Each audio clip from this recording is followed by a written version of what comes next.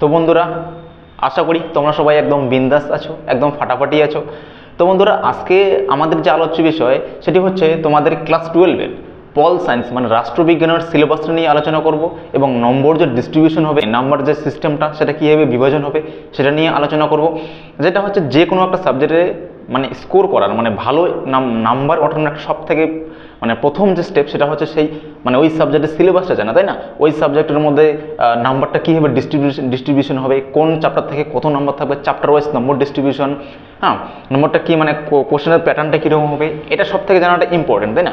তো চলো আমরা আজকে জিনিসটা জানবো, সেটা হচ্ছে সব থেকে ইম্পর্টেন্ট জিনিস জানতে চাচ্ছি, সেটা হচ্ছে কি আমাদের নম্বর ডিস্ট্রিবিউশনটা এবং সিলেবাসটা জেনে নিই। তোমাদের ক্লাসটা যারা হচ্ছে তোমার 2025-এ এইচএস দিচ্ছ তাদের জন্য সব থেকে ইম্পর্টেন্ট জিনিস। তো দেখো, পল সায়েন্স প্রথমেই একটা খুবই মজাদার সাবজেক্ট, খুবই ইন্টারেস্টিং সাবজেক্ট, তাই না? তো প্রথমে দেখি হচ্ছে মানে তোমাদের নম্বর ডিস্ট্রিবিউশনটা কীরকম থাকবে।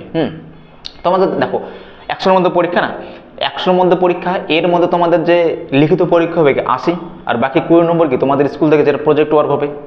তো 80 নম্বর যে হচ্ছে তোমার লিখিত পরীক্ষা হবে, এর মধ্যে এই 80-র মধ্যে হচ্ছে তোমার 40 নম্বর থাকবে, 40-এর মানে বট কোশ্চেন থাকবে, আর বাকি যে 40 নম্বর থাকবে এই বাকি 40 নম্বর হচ্ছে গিয়ে 24টা হচ্ছে এমসিকিউ থাকবে আর 16টা হচ্ছে তোমার এসিকিউ। তো 24টা এমসিকিউ, 16টা এসিকিউ, এই হচ্ছে তোমাদের কি 40 নম্বর।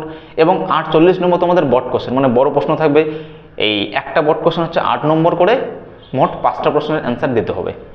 তো চলো আমরা দেখে নিই তোমাদের নম্বর ডিস্ট্রিবিউশনটা কীভাবে হচ্ছে। দেখো চলো, প্রথম যে চ্যাপ্টার আছে সেই প্রথম চ্যাপ্টারটা সেখান থেকে থাকতে হচ্ছে তোমার একটাই বট কোশ্চেন থাকবে, আর কোনো কিছুই থাকবে না। খুবই একদম মানে মাত্র 2টা থেকে 3টা বট কোশ্চেন পড়তে হবে। এই 2টা থেকে 3টার মধ্যে একটা আসবেই আসবে, 100% গ্যারান্টি। তো মানে বট কোশ্চেন 1-2টা পড়লেই হয়ে যাবে। তো খুবই ইম্পর্টেন্ট, মানে খুবই সহজ হচ্ছে তোমার 8 নম্বর পেয়ে যাওয়া। দ্বিতীয় চ্যাপ্টারের মধ্যে হচ্ছে 3টে এমসিকিউ থাকবে, 3টে এসিকিউ থাকবে, এখান থেকে কোনো বট কোশ্চেন থাকবে না। তো বট কোশ্চেনের ঝামেলা নেওয়ার কোনো দরকার নেই, 3টে এমসিকিউ থাকবে, 3টে এসিকিউ থাকবে। তারপরে থার্ড চ্যাপ্টার যেটা আছে তার মধ্যে হচ্ছে তোমার এখানেও 3টে এমসিকিউ থাকবে, 3টে এসিকিউ থাকবে, এখান থেকে কোনো বট কোশ্চেন নেই। এই জিনিসগুলো জানাটা খুব ইম্পর্টেন্ট, কোথায় বট কোশ্চেন আছে, কোন চ্যাপ্টার থেকে বট কোশ্চেন নেই। এখানে বট কোশ্চেন নেই, ওই ঝামেলাটা করতে হবে না যে বড় প্রশ্ন পড়তে হবে, তাই না? একদমই সহজ হয়ে গেলো। এরপর ফোর্থ যে চ্যাপ্টার তোমার 4 নম্বর চ্যাপ্টার, একই রকমভাবে 4 নম্বর চ্যাপ্টার থেকেও 4টা থাকবে কি এমসিকিউ, আর হচ্ছে তোমার 4টা থাকবে কি এসিকিউ। এখানে তোমাদের কোনো বট কোশ্চেন থাকবে না, কোনো বড় প্রশ্নের একদম ঝামেলা নেই। এবং তোমাদের 5 নম্বর যে চ্যাপ্টার, এই 5 নম্বর চ্যাপ্টার থেকে কিন্তু একটাই হচ্ছে তোমার বড় প্রশ্ন থাকবে, এখানে কোনো শর্ট কোশ্চেন থাকবে না, কোনো এমসিকিউ থাকবে না। এটা কিন্তু বট কোশ্চেন, এখানেও ঠিক সিলেক্টিভ কয়েকটা বট কোশ্চেন পড়লেই হয়ে গেলো, যেটা মানে তোমার ফাইনাল পরীক্ষার মধ্যে সেটাই থাকবে। কয়েকটা পড়তে হবে, মাত্র 3-4টা, তার মধ্যে থেকে একটা পাওয়া যাবে। তো 5 নম্বর চলে গেল। 6 নম্বর যে অধ্যায় আছে 6 চ্যাপ্টার, এটার মধ্যে থেকে 6টা এমসিকিউ থাকতে পারে, 2টে এসিকিউ থাকতে পারে। কি বললাম, হয় 6টা এমসিকিউ 2টে এসিকিউ থাকবে, তার মানে 6 আর 2 8 হলো। অথবা যদি 6টা এমসিকিউ আর 2টে এসিকিউ এই 2টে মিলে 8 যদি না থাকে, তাহলে সেখান থেকে একটা বট কোশ্চেন থাকবে। তার মানে এখান থেকে বট কোশ্চেনও আসতে পারে, শর্ট কোশ্চেনও আসতে পারে, এখান থেকে বলা যায় না। তো এই 6 নম্বর চ্যাপ্টারটা একটু ভালোভাবে পড়তে হবে, কারণ এখানে বট কোশ্চেনও থাকতে পারে 8 নম্বরই, আবার তার বদলে 2টে হচ্ছে তোমার এসিকিউ থাকতে পারে এবং 6টা এমসিকিউ থাকতে পারে। তো এখানে একটু এই 6 নম্বর চ্যাপ্টারের মধ্যে একটু কিছুটা ঝোল আছে, এটা একটু ভালোভাবে পড়তে হবে। তো এরপর 7 নম্বর চ্যাপ্টার, এই 7 নম্বর চ্যাপ্টার থেকে সব থেকে বেশি নম্বর থাকবে তোমাদের। 7 নম্বর চ্যাপ্টারের মধ্যে কি থাকবে, 2টে এমসিকিউ থাকতেছে, তারপর হচ্ছে তোমার 2টে এসিকিউ, 2 2 4 হয়ে গেল, 2টে এমসিকিউ 2টে এসিকিউ 2 2 4 হয়ে গেল, এবং আরেকটা 8 নম্বরের বট কোশ্চেন থাকবে। একদম কনফার্ম থাকবেই, এই 7 নম্বর চ্যাপ্টার থেকে থাকবেই।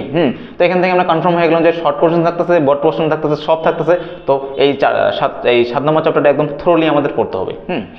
এরপরে 8 নম্বর চ্যাপ্টারে যাও। 8 নম্বর চ্যাপ্টারের মধ্যে কি থাকতেছে, 2টে এমসিকিউ থাকতেছে, আর একটা হচ্ছে তোমার এলকিউ। এই হচ্ছে 8 নম্বরের মধ্যে 10 নম্বর, মানে 8 নম্বর চ্যাপ্টার থেকে 10 নম্বর থাকবে, 2টে এমসিকিউ আর একটা হচ্ছে একটা হচ্ছে বট কোশ্চেন, 8 নম্বরে থাকবে এলকিউ। তো এখান থেকে থাকছে মোট 10, তাই না?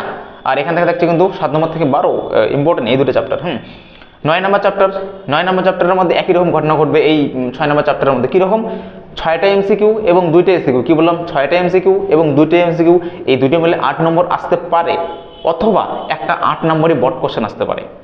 কি বললাম, হয় 6টা এমসিকিউ আর 2টে এসিকিউ, এই 2টে মিলে 8 নম্বর থাকতে পারে, অথবা একটা বড় বট কোশ্চেন দিতে পারে। মানে এটার মধ্যেও ঝোল দিয়ে দিয়েছে, তোমাকে হচ্ছে শর্ট কোশ্চেনও পড়তে হবে, বট কোশ্চেনও পড়তে হবে, সেটা বলা যায় না কি আসবে। সিলেক্টিভ, কয়েকটা প্রশ্নই বট কোশ্চেন হলো, কয়েকটা প্রশ্ন পড়লেই হয়ে যায় সিলেক্টিভ, মানে একদম তোমার দেখো 12-এ মানে এগুলি জিনিসগুলোকে একদম কমন পাওয়া যায়, এই জিনিসগুলো খুবই মানে সহজ, এই কারণে নাম্বার ওঠাটা খুবই সহজ। এরপরে 10 নম্বর চ্যাপ্টারে যদি কথা বলি, সেখানে হচ্ছে তোমার 4টা এমসিকিউ থাকবে আর 2টো হচ্ছে এসিকিউ থাকবে। এই হচ্ছে 4 2 6, এখানে কোনো বট কোশ্চেন থাকবে না। তো এইভাবে যদি হিসাব করে দেখি, সবগুলো হিসাব করে দেখবো হচ্ছে তোমার 24টা এমসিকিউ হবে আর হচ্ছে তোমার 16টা হচ্ছে তোমার এসিকিউ হবে, এইভাবে 40 হচ্ছে। এবং বট কোশ্চেন দেখো, যেটা বোঝার বিষয় তোমাদের দেখো, ফার্স্ট চ্যাপ্টার এখান থেকে বট কোশ্চেন থাকবেই, এখান থেকে একটা হলো। এরপর তোমার হচ্ছে তোমার 5 নম্বর চ্যাপ্টার, এখান থেকে একটা বট কোশ্চেন থাকবে। তাহলে কি এখানে একটা মানে কনফার্ম থাকবেই, আর কিছু থাকবে না। এখান থেকে তো শুধু বট কোশ্চেন থাকবে, এখান থেকেও শুধু বট কোশ্চেন, আর শর্ট কোশ্চেন থাকবে না। তো এখানে 8, এখানে একটা 8, তাহলে 2টো হচ্ছে বট কোশ্চেন হয়ে গেল। তারপরে একই রকমভাবে এরপরে তোমাদের 7 নম্বর চ্যাপ্টার থেকে একটা বট কোশ্চেন থাকবেই, 7 নম্বর চ্যাপ্টার থেকে একটা বট কোশ্চেন থাকবেই, তাহলে 3টে বট কোশ্চেন হয়ে গেল। এবং হচ্ছে তোমার এই যে এই 8 নম্বর চ্যাপ্টার থেকে, 8 নম্বর থেকেও হচ্ছে তোমার একটা বট কোশ্চেন থাকবেই থাকবে। তো এরকম 4টা বট কোশ্চেন হয়ে গেল। আর একটা লাগে, তো আর একটা বট কোশ্চেন হয় এখান থেকে থাকতে পারে অথবা এখান থেকে থাকতে পারে, তাই না? হয় এখান থেকে বট কোশ্চেনই দিতে পারে, শর্ট কোশ্চেন দিতে পারে, এখান থেকেও বট কোশ্চেনই দিতে পারে, শর্ট কোশ্চেন, কোনটা থেকে দিবে সেটা বলা যায় না। তো এই হচ্ছে তোমাদের 5টা বট কোশ্চেন লিখতে হবে।